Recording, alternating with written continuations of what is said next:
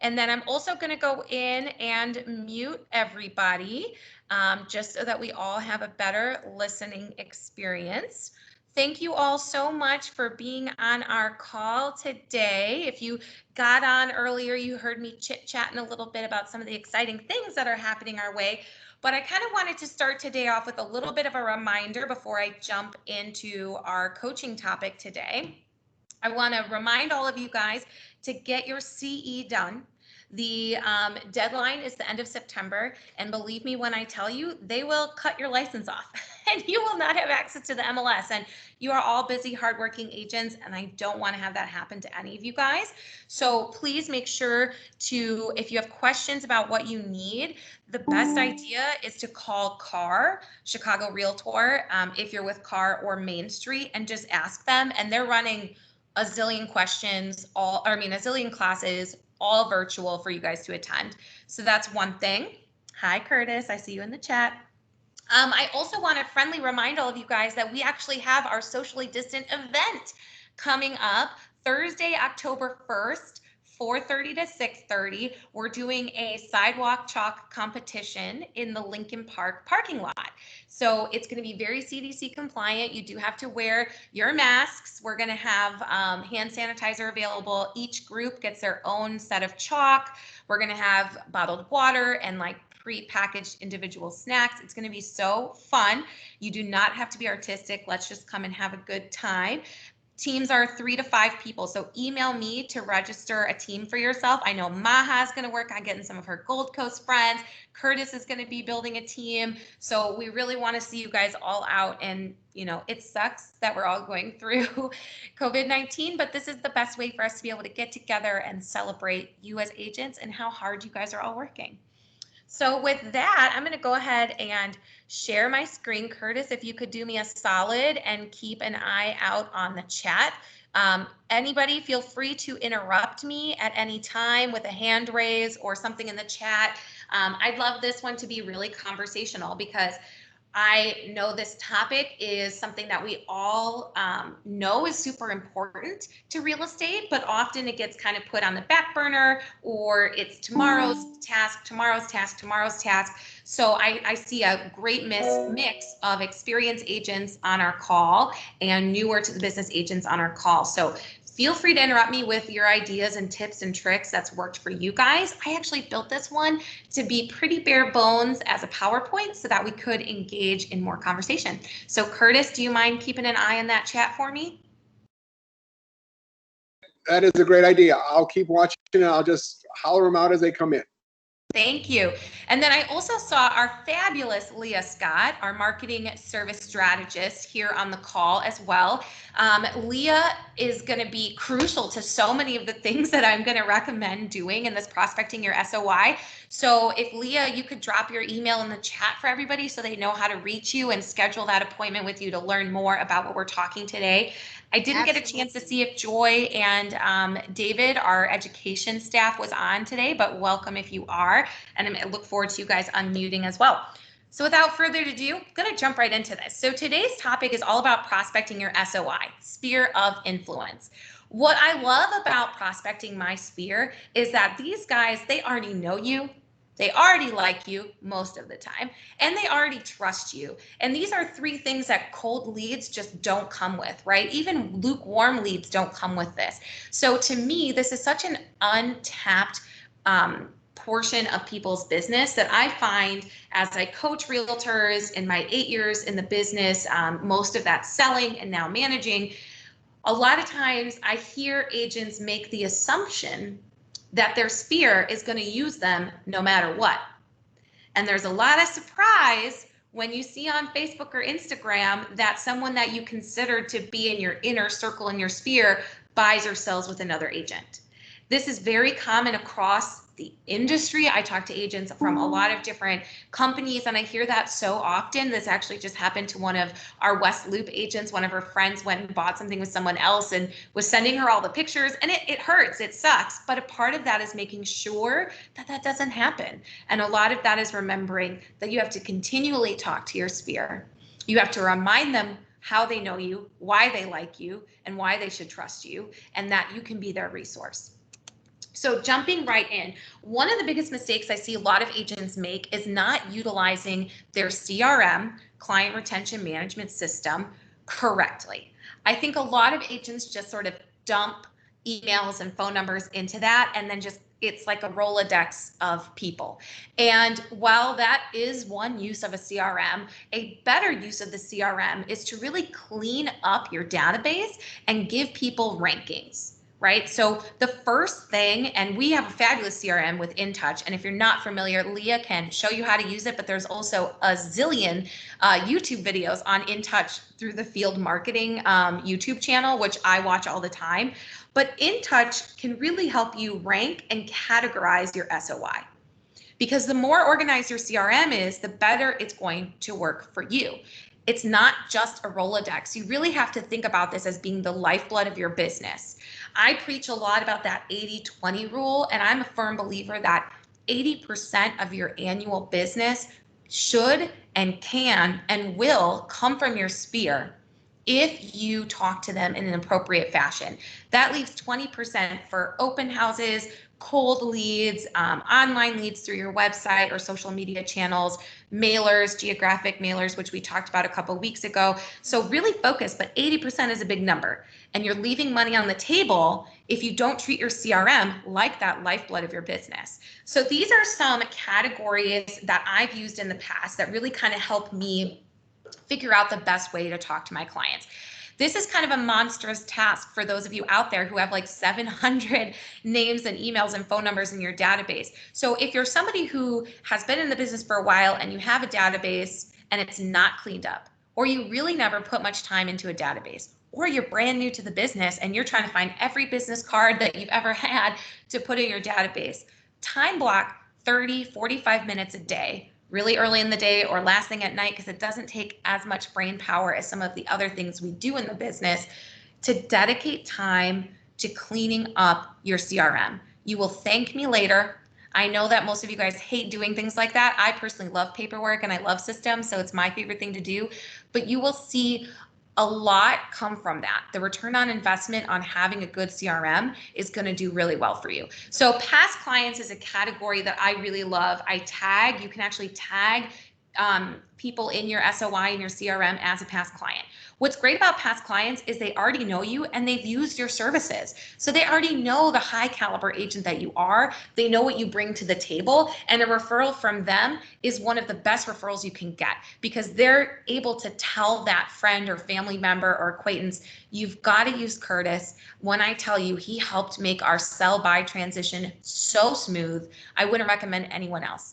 Well, now Curtis is like 99% guaranteed to get that as long as he still delivers on his promises, right?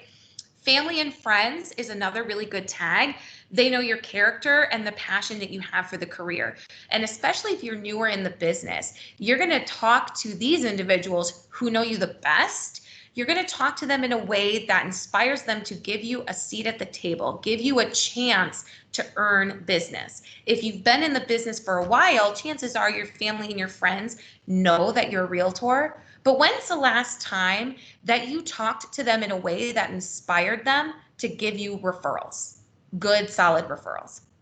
Then you have your cheerleaders. I love cheerleaders. These are the people that talk about you when you're not around in a good way, that share your things on social media. So they share your Facebook statuses, they comment on your Instagram statuses. They're telling everyone and anyone they can what a wonderful realtor you are. This should be about 8 to 10 people. These are the people you're going to spend the most money on, the most time with, because they are like the embodiment of you when you're not around. And you know you've made it in real estate when you've got those 8 to 10 cheerleaders giving you business regularly every year. To me, the cheerleaders are the people you sit down and you ask for a commitment from them for 3 referrals every year. And they're going to be the people that want to give it to you. So really think about who's in your sphere that you can have that direct of a question to, and that is going to deliver on it because they're invested in your potential. They're invested in seeing you successful. And I hope that all of you guys can at least think of 5 people in your lives that are this, and start with that. Start with whatever number you have and go and ask them for the business. As I know each and every one of you on this call would love to have 3 more deals before the end of the year. Referral partners. So I really like this. I've actually had a lot of people in my SOI who have never done business with me personally. Maybe they keep renting or whatever the situation is. They have an aunt or grandmother or whatever that's in the business, but they constantly give me referrals. So I like to tag them. Usually they fall in my family and friends. They might be some past clients. You can add as many tags as you want. So my really good friend Emily is a great example. Emily is a family friend. But she also gets tagged as a referral partner because Emily is also my cheerleader. Every single party she's at, pre-COVID, of course, she would give my card out to people. She would share my contact card through her phone with them, whether they were renting, because buying, selling, investing, it didn't matter. Because Emily was somebody I could go to directly and say, you know me, you like me, you trust me. And I can tell that as one of my closest friends, you're invested in my success as well. And I'd love to ask you if you could commit to helping me grow my business by giving me 3 referrals every year. I don't care if they're renters, buyers, sellers, investors. I just appreciate your dedication to me and my business. And without fail, Emily does that. So yes, she's family and friends, but I'm also going to make sure I tag her as referral partners because some of the things I'm going to talk about later about how to talk to your different sphere members, all of these groups get talked to slightly different. And if you're talking to someone that you know has consistently given you 3 to 5 referrals every year, that's a much different relationship than somebody that might be a past client and they haven't given you a referral yet. And then lastly, and these are just examples and ideas, I'm sure you guys can think of a lot other many other tags that would work, but I actually really like having that tag of vendor and industry peers. You guys get tons of business cards from other realtors, from inspectors, title agents, attorneys. I mean, back when we could go to events, I'd leave every event with a pocket full of new business cards. And most of the time I would put those in my CRM, but I wasn't as diligent, but you always should. Because here's the thing to know. First of all, they're always going to email you. You're always going to be put on their newsletter chain. You're always going to be put on their e-blast chain. So they should be on yours, okay? It's part and parcel for the career. But also, you never know when you're going to need that I got it guy. One of the cool things about InTouch is it's through CB Desk. CB Desk is accessible on your phone. So if you're out and about and someone texts you and says, hey, Curtis, do you have a great electrician? I've got kind of an emergency situation. Curtis can go on his phone, log into CB Desk, and pull up that information and send that over in a screenshot or copy and paste it over to his client. That's huge. That's powerful. And that's using your CRM as more than just a Rolodex. The other thing is vendors and industry peers can give you business as well. So think about that. If you're going to continually refer, if Curtis is always giving out that same electrician's information, that gives Curtis a reason to call him and say, hey, I'm so excited that you've been able to help Joe and Sally and Susan. They have rave reviews about you. And I want to let you know how committed I am to helping you grow your business. So I wanted to call and ask you to keep me in mind when you hear of people looking to buy, sell, rent, or invest, because I think that if we work together to help each other grow, that the sky is the limit. Something like that is not pushy. You're not asking for too much because you're helping him. So I think a lot of realtors hesitate to incorporate vendors and industry peers into their CRM. And I think those are the people. You never know. You e-blast them about a new listing, they might want to buy it, or maybe they know somebody who wants to buy it. So these are all connections for you guys to think about. If you guys have been on my coaching calls before, you've heard me say this. This is something that Curtis and I preach all the time. Real estate is a numbers game that's leveraged by relationships. Real estate is a numbers game that's leveraged by relationships. If you can run this like a business and not have your business run you, which means focus on the numbers that you're executing because you're leveraging the relationships you have, which is what your SOI is. So really commit to time blocking this into your schedule and have this mindset. 5 calls per day, 5 connections per day with MySphere should result in 3 meetings per week, whether it's grabbing coffee with them or they've referred me to someone I'm having a buyer meeting with or a seller meeting with.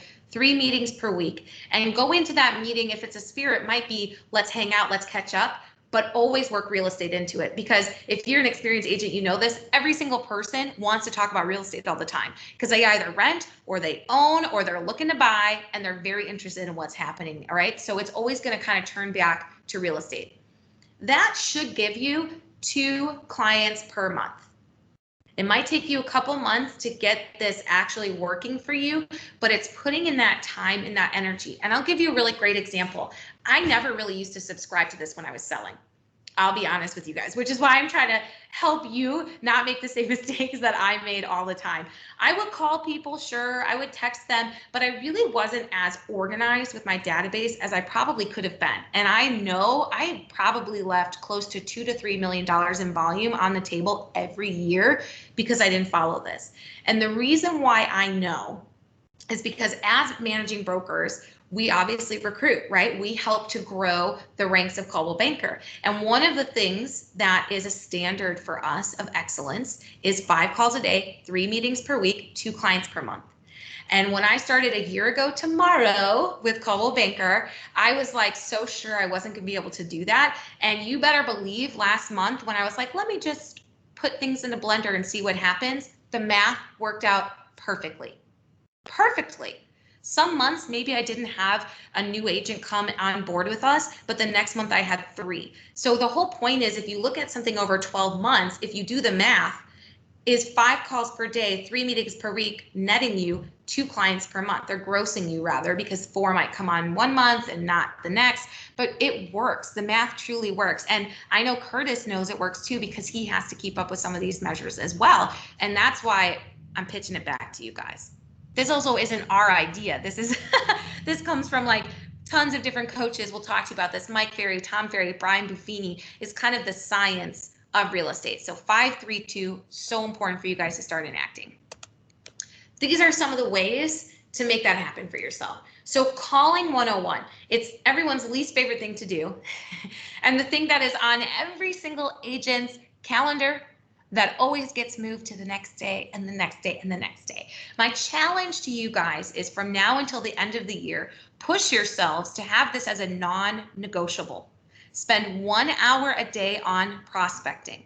I don't care when that hour is, but make a commitment to yourself to spend it in prospecting your sphere, making 5 calls per day, because avoiding making those calls is a big mistake. I know firsthand that our agents who were the top 5 agents in the offices in August and in June and July, that was a direct result because they made calls when they were staying at home.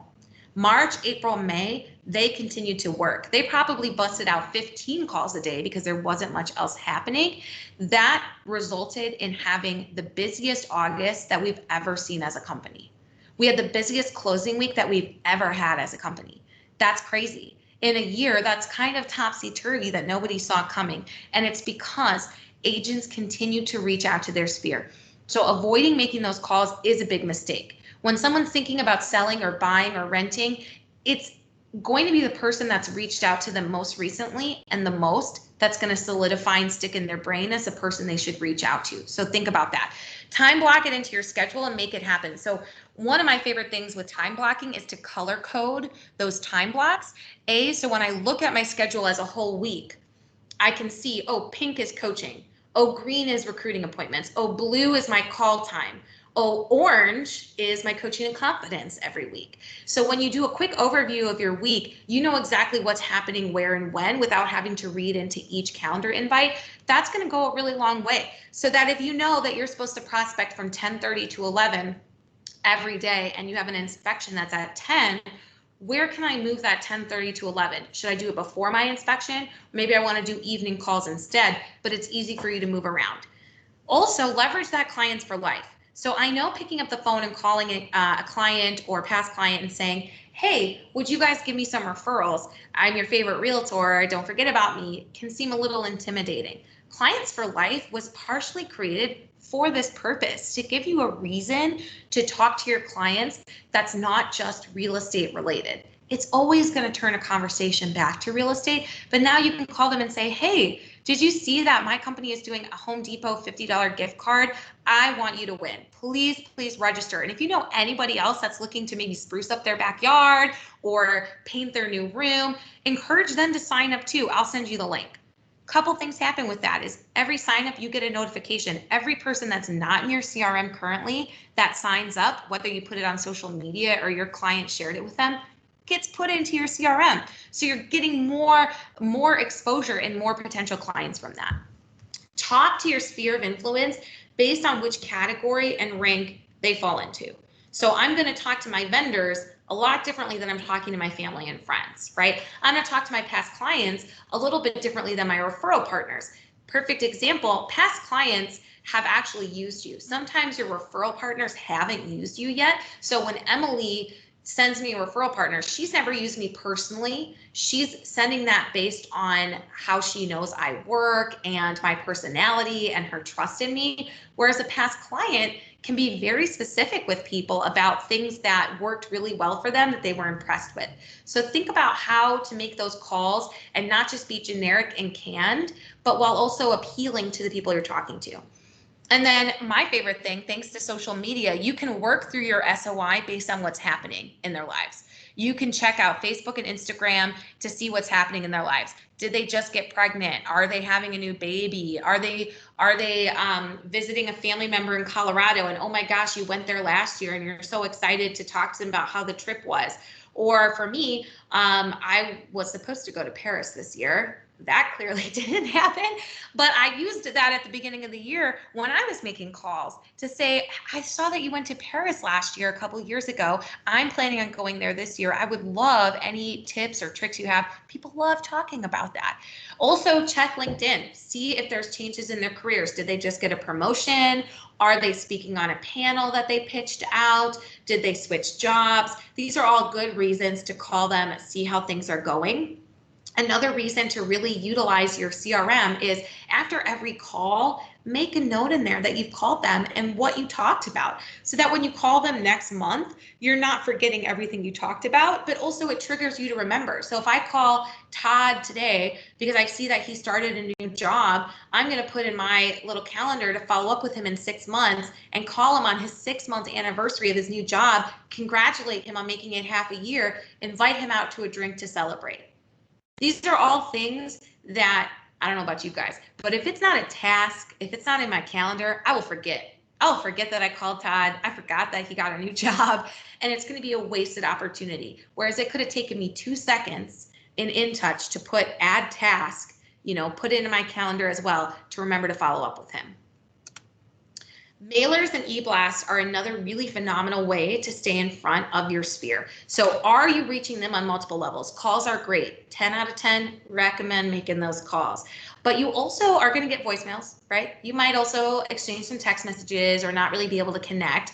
And some people in your SOI are not necessarily people you want to have that long of a conversation with. I know I had some sellers, great, wonderful clients, love them to death, hate talking on the phone. They wouldn't even negotiate on the phone. Everything had to be via text because they hated the phone. I'm going to respect that. I'm not going to call them then and put them into a 20-minute awkward conversation. There are other ways to make sure I'm still touching them. Mailers and e-blasts are huge. So you guys actually have a monthly newsletter through InTouch that goes out. You set it and forget it. You can do some customizations as well, but I love that newsletter that goes out. I think it's really nice. It's very comprehensive. You guys don't have to do anything. And you can choose based on tags who you want it to go to. The Clients for Life campaign is another really nice one. What I love about that is it's not real estate related like we talked about, but everything's going to turn into real estate from there. And then don't forget the monthly mailers. So if you attended our farm class, oh gosh, Curtis, what was that, like 3 weeks ago? We talked about geographic farming and how important that is.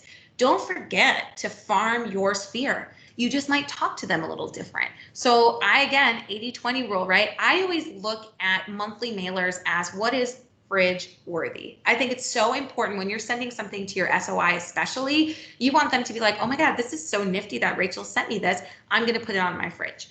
The best mailers that I ever sent to my sphere, I also sent to my farm, but I sent to my sphere, was a list of the summer festivals happening in Chicago. So it was June, July, August, and September, 4 months worth. And it just had the dates and what the festival was called. That's it on the front of the postcard.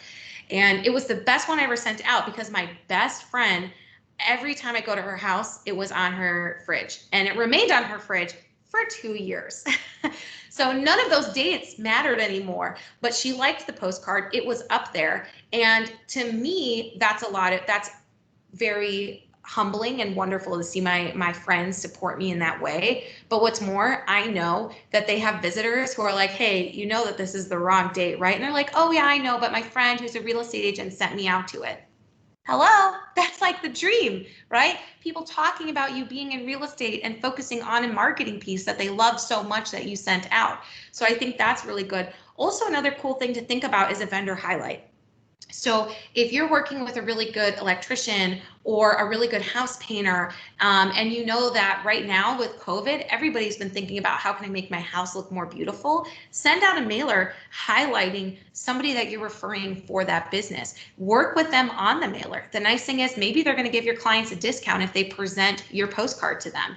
I used to do this when I was on my team. We were in Evanston and we partnered with a flower shop. And when they got pumpkins in October, we would send out to our sphere a pumpkin postcard that was redeemable for a pumpkin. And what we did is the flower shop just charged us back after all of them were exchanged, and we paid for the pumpkins. But it's just a really cool way to give your clients something that's engaging and fun and that they're going to want to be a part of.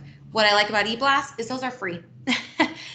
Free email marketing. If you go on InTouch, we have like 748 templates already done for you guys that are semi-customizable, but you can also fully customize your own templates as well if you wanted to be creative with that. So think about who you have in your Rolodex that's a good vendor that might be willing to give a discount, and maybe not even a discount, but you want to highlight them. And if it's a mailer, they might pay for half that postcard for you. So there's a lot of ways to be savvy about cost while still giving that real touch to your clients. Handwritten notes. So if you guys have ever followed any coaching program, Brian Buffini, Tom Ferry, Mike Ferry, Core, Ninja, those are like sort of the top 5 in the nation of coaching programs. Every single one of them talks about the same thing we're talking about now. Making those calls, making those mailers go out or eBlast go out, and handwritten notes. These are the top 3 ways to stay in touch with your sphere. I love handwritten notes because think of how nice it feels for you when you get mail that's not a bill and it's not junk mail. Like, it feels so nice when somebody thinks about you. Great example is last week we had Deanne Nicholas from the Winnetka office talk about open houses. Well, Deanne sent me a handwritten card with flower seeds in it in the middle of COVID-19. And obviously she sent it out to a lot of people, but she did a handwritten note for everybody. And it was just the highlight of my April to get that. And I think it was April showers bring May flowers, wanting you to bring a little light to your life during these trying times. I thought that was like the sweetest thing, super easy. I'm sure she went to the dollar store and just bought a bunch of, $50 worth of seeds or whatever and sent those out, but it's hugely impactful. So nothing says I'm thinking about you like handwritten notes, because when you receive a handwritten note, you know that person took time to write it out. They didn't just type something up, mass print it, fold it, and put it in there. Oh, and Curtis has got his handwritten note that he's showcasing for you guys as well with our new logo. Oh, my phone is talking to me, so sorry about that. So Curtis has some here. So I love them. I see Curtis's are branded, and I love the branded ones as well, because then you don't have to include your business card or anything like that. But I also like my favorite place, one of my favorite places on earth is Home Goods. I just love them so much. I go to this one by the Lincoln Park office all the time. Home Goods always has like 50 packs of really cute cards for like $5. So I literally have like a craft area in my home, because I am that person, that I have like 700 cards I could use for almost any occasion that I send out. It just really is a nice gesture to someone. And it's not just about holidays, but think about the celebrations in their life too. A job promotion, you made it through 1 month of virtual learning with your kids. Congratulations, you deserve a drink. Call me, wine is on me. Your anniversary of a new home, or frankly, I'm just thinking about you and I wanted to see how you're doing. I think those are really nice. I have a lot of friends who live alone, and so the stay-at-home order was really challenging for them. So I would actually send them, handwritten notes and cards and things like that. And it just was a nice way for them to feel connected, even though they couldn't see any of us. Focus on being thankful in those notes. So one of the things that I really think is sort of understated is when you make those calls, ask your SOI for recommendations on restaurants, recommendations on what's the best Netflix movie you've watched this week, because frankly, I've burned through them all and I don't know where to turn next. These are all things that people are excited to talk to you about. Follow up with a note that says, thank you so much for recommending Kung Fu Panda to me and my kids. We had a movie night at home. It was a huge hit. I think I now have to watch it weekly, which kind of sucks, but thank you again. Getting a note for giving kind of an arbitrary referral to something feels like, wow, that person genuinely listened to what I had to say. They had a great reaction for it, and they're thanking me for engaging that. So I think that's something that's kind of under thought of, frankly, like getting a restaurant recommendation from a client. Hey, we're really looking somewhere to go out in River North. I know you know that area really well. We want to be COVID sensitive and sit outside. Do you have any recommendations for me? It's a great reason to call your sphere and then follow up with a note after you've gone and visited that restaurant with a huge thank you, and maybe even include a $25 gift card for them so that they can have their next dinner on you. So focus on being thankful, bring it back to them in the note, make sure it's very them-centered, and then think about what you would like to receive in the mail from a handwritten note perspective, and make sure you deliver that as well. Thank you for being Vanna White, Curtis, and modeling those those cards. I loved that.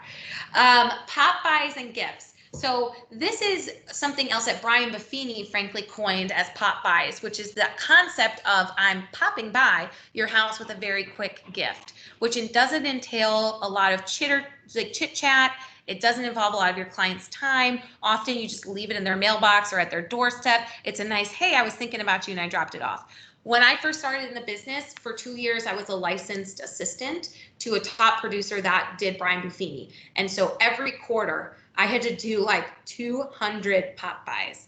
And it was miserable, but she got so much business from it. I mean, truly, the amount of business she got that was essentially all referral based, because she did all of these things that I'm talking about. But pop buys are great. My caveat, my asterisk, if you wish, is budget, plan, and deliver. Think about what you're willing to spend on a pop buy, how many you have to pop by with, make a plan to execute, and then deliver on that plan. When I went off on my own, I found this subscription service for pop buys that realtors, you could say every 3 months, you send me the pop buys, I create them, I drop them off. And I spent money on it. I budgeted correctly. I thought I had a good plan. And then I now have a trunk full of pop buys that I never chopped off. And now they're actually in my home in a Rubbermaid bin. So I have some pop buys I could farm out to you guys if you want to be able to give people. But really think about it. I think a lot of agents get caught up in spending a lot of money and making a big gesture, when really sometimes just that little succulent with a note that says, it sucks, I can't see you, enjoy the succulent. Something cute like that, that is cutesy, not that expensive, puts a smile on people's face. We did sparklers for 4th of July once, and we said, you put the spark in my business. Thank you so much for being a referral partner to me, something like that. The other cool thing is I was talking with one of our other agents, Damone, and his pop buys typically are like a bottle of wine, but he does like the same brand and the same type. So it's kind of his staple. It's his calling card. And he comes, he enjoys it with his clients. That's another really good idea. But think about what's you. The other thing I love, especially in the social media culture we're in, is hashtag it to share it. So typically pop buys, you have like a little note card attached to them that again say something cutesy like that. So I once did mugs, branded mugs that had hot cocoa packets in it. And I said, thank you for being a magnificent client. Coco couldn't do it without you. Very cheesy, but super cute. Okay. And people loved it. And I tied a little tag to the handle of the mug with that in it. But what I should have done is also add a hashtag on there, whether it's my hashtag, which is Scheid Sells Chicago, or one of your hashtags, and just say, if you feel like sharing, use the hashtag, because hashtags are a filing system inside of social media. So if somebody uses your hashtag, it's something you can pull up and you can reshare super easily, whether or not you're friends with them on social media. So that's something to really think about as far as your branding is concerned. And I put Brian Buffini's name on here because if you're an agent that is looking to invest in a program that sort of builds a lot of this for you, Buffini is the best program to my mind for things like pop buys and gift giving.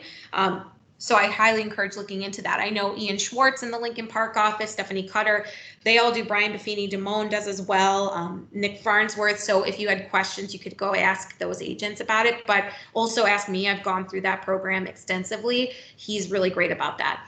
But I put this one a little bit later in my slide deck because I don't want any of you guys to get hung up on the idea that you have to spend a ton of money to get your SOI to think about you. Calling is free. E-blasting is free. Mailers are pretty inexpensive. It's less than 81 cents per postcard, depending on how many you send out through Express Docs. Pop buys can be very little. They can be very cute. You don't have to do 200 at a time. You could just say, I'm going to drop off 5 a week this month and I'll get through who I get through, whatever it is. So just be conscious about budget, plan, and deliver. Okay, those are the 3 rules of pop buys and gifts. Elevate your VIPs. So I was actually doing some research yesterday for you guys because no, I just wasn't born with this knowledge as much as I like to give myself credit for it. And I found this really great article on Inman, which when I share you guys the slide deck, that's a clickable link. But they had a great article titled How to Talk Business with Your Sphere and Not Seem Pushy. And these were some of their 1, 2, 3, 4, 5 ways of doing that, right? So the first thing is remember that they're your sphere and they like hearing from you. These people, again, they know you, they like you, they trust you. So they want to hear from you.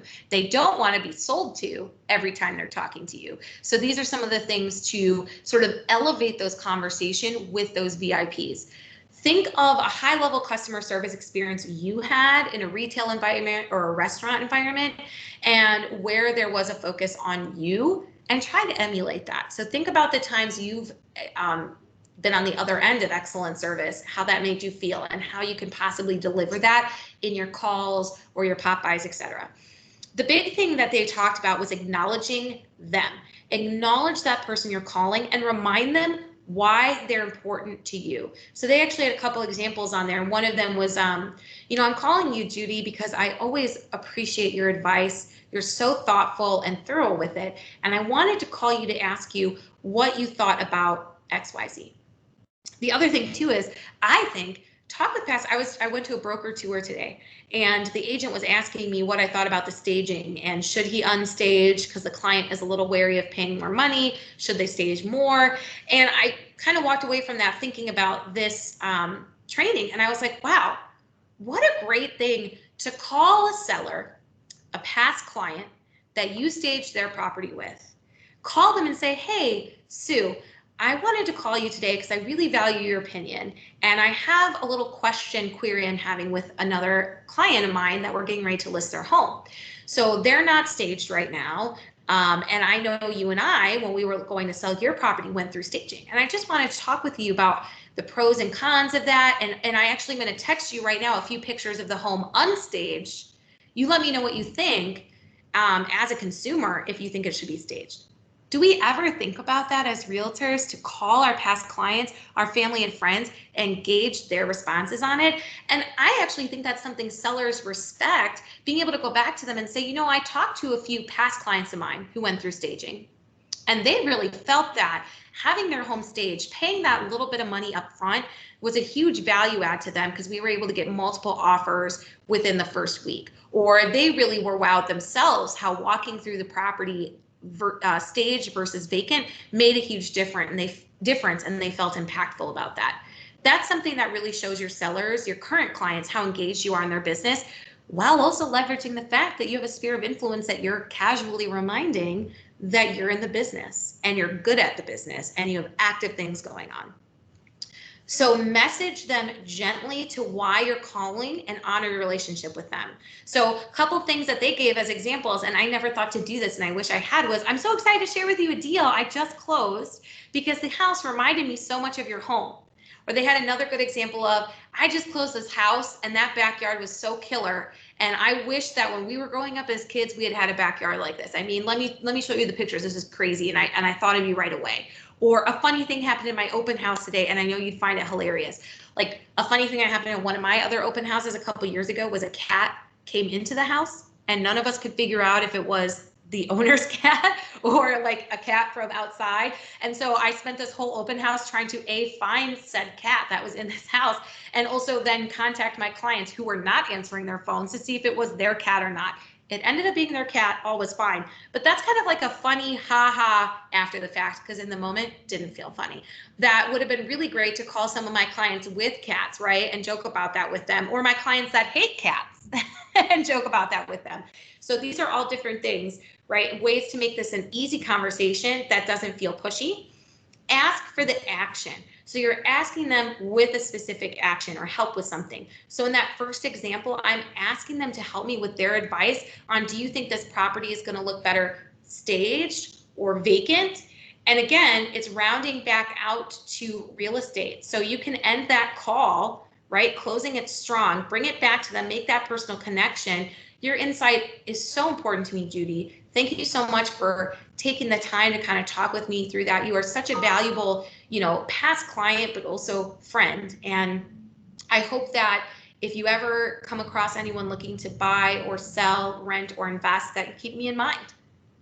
Didn't sound pushy at all. And this is a totally made up situation, obviously, but it's not pushy. I'm acknowledging why I'm calling them.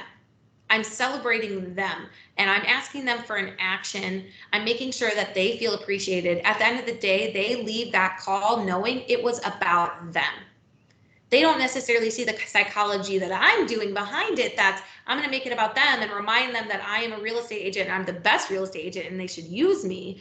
And so everybody leaves that call feeling really, really good. So I encourage you guys to kind of think about that, have that in your back pocket. Who can you call tomorrow? What 5 people can you call tomorrow to talk about maybe an open house you had this weekend? You're like, oh my gosh, I forgot to call you on Sunday, but I held the coolest listing open for an open house. And I just had to tell you, I know you love looking at that stuff. So the address is 123 Main Street, but this is what I thought of and why I thought of you. So think about, who can you call tomorrow? 5 people you can call tomorrow that you can enact some of these verbiage with, right? And get some reactions for that. Oops. Next slide. So one of the last things that I like to talk about is events versus experiences. Obviously, events aren't really the big topic right this second, but over the last couple of years, I've known this, I've seen this trend with individual agents and teams to host these sort of elaborate client appreciation events every year. And having done one myself, I can kind of come out on the other side of this saying, events are great, but you have to kind of think about the pros and cons of it and how you want the event to turn out. So the thing to remember about your SOI is that a lot of times they don't know each other, they know you. And if you're the only person they know at the event, they might not feel as comfortable coming because you're the host. You're going to be kind of mingling around, talking to everybody. So they might be a little nervous or not want to join as much. So think about instead small dinners that are more of an experience than an event, but it still counts as an event.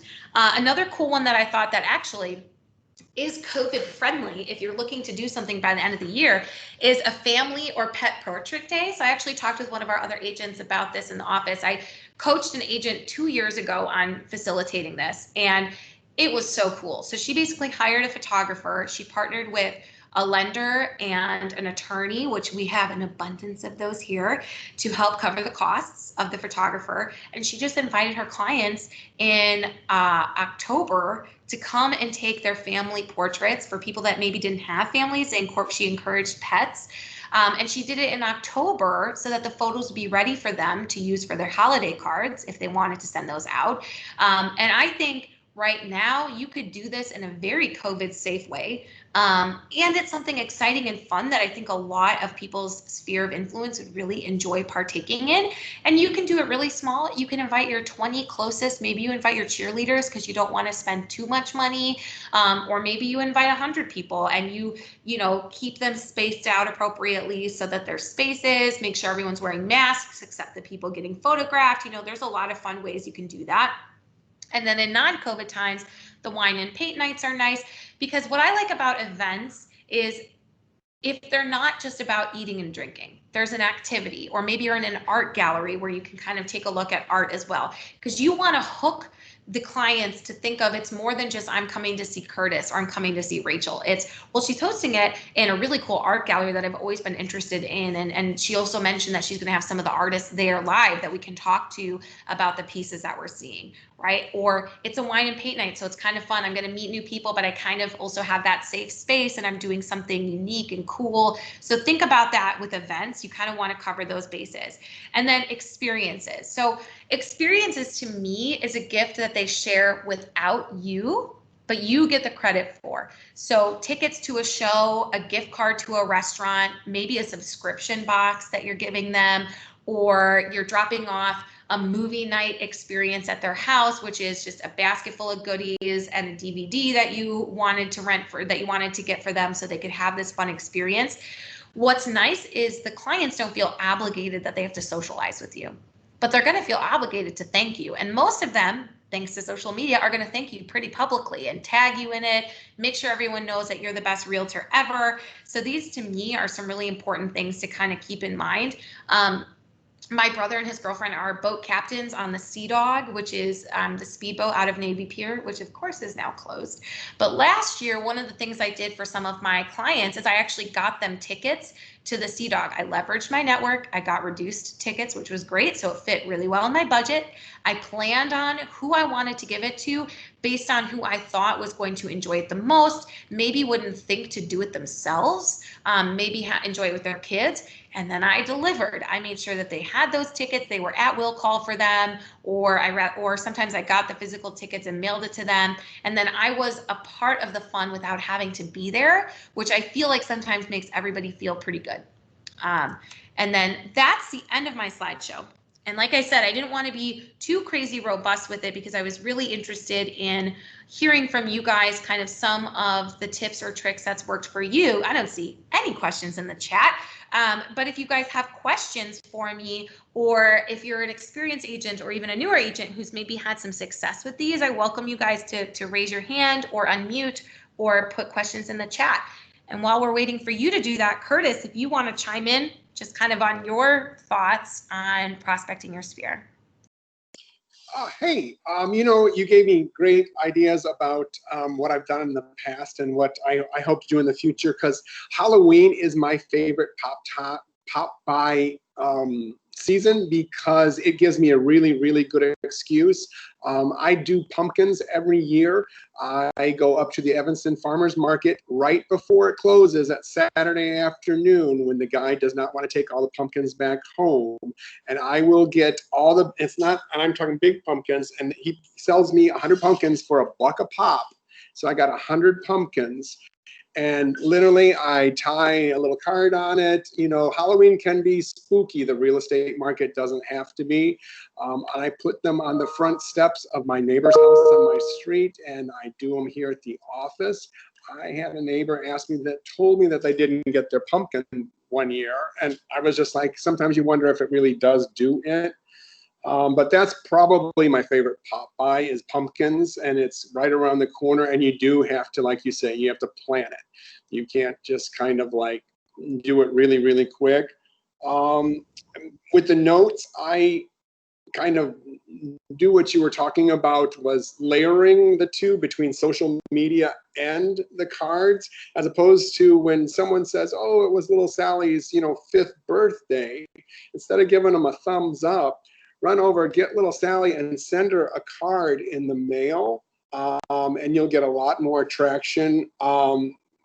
It's personable. You show that you went out of your way, that you cared. And we are always looking for a reason to contact our sphere of influence, whether it was an anniversary or everybody puts happy events on social media. And that's such a good reason to pick up the phone and give them a call or drop them a note, because everybody will open a card. Everybody likes to get mail. I mean, if I got bills, I got, cards, you're going to open up the card. Yeah, working with sphere of influence, because like you say, 80% of your business comes from your cheerleaders.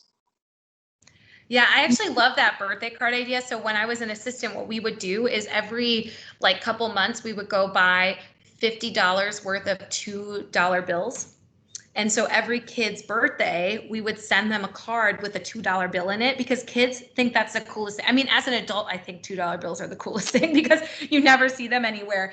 And it was really easy for us to go ahead and do that and just have those ready like in the desk, because to the consumer, right, to your client, it looks like Curtis said, you put a lot of hard work into it, a lot of thought. And it's not to say that you didn't put a lot of thought into it, but you are working smarter, not harder, when you have the stack of 25 $2 bills and a stack of kid version birthday cards ready to go when you see it.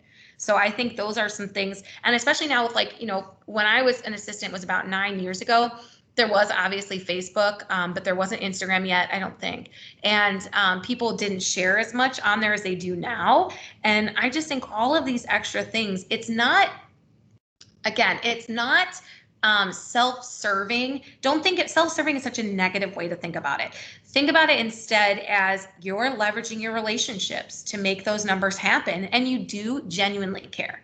I know so many of you on this call, and I know a lot of your whys for why you're in the industry, and it's to be helpful, to be that resource for people, to help guide them through some of the most challenging and expensive moments of their lives. And so you are genuinely caring about them when you're doing these things. And I think being methodical about it and watching your budget is just good business sense. So really you have to think about it from that way.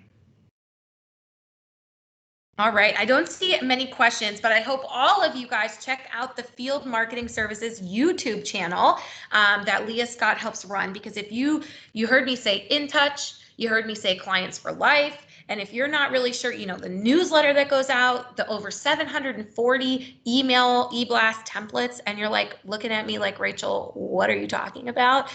Those are all through In Touch or through Clients for Life, which is Prospect Square on your desk. And if those terms are foreign to you, visit the YouTube channel, and they've got, I think In Touch has about 5 different videos: how to do drip campaigns, how to set up In Touch, how to tag people, how to create templates in In Touch. Prospect Square, Clients for Life, also has multiple videos in there as well.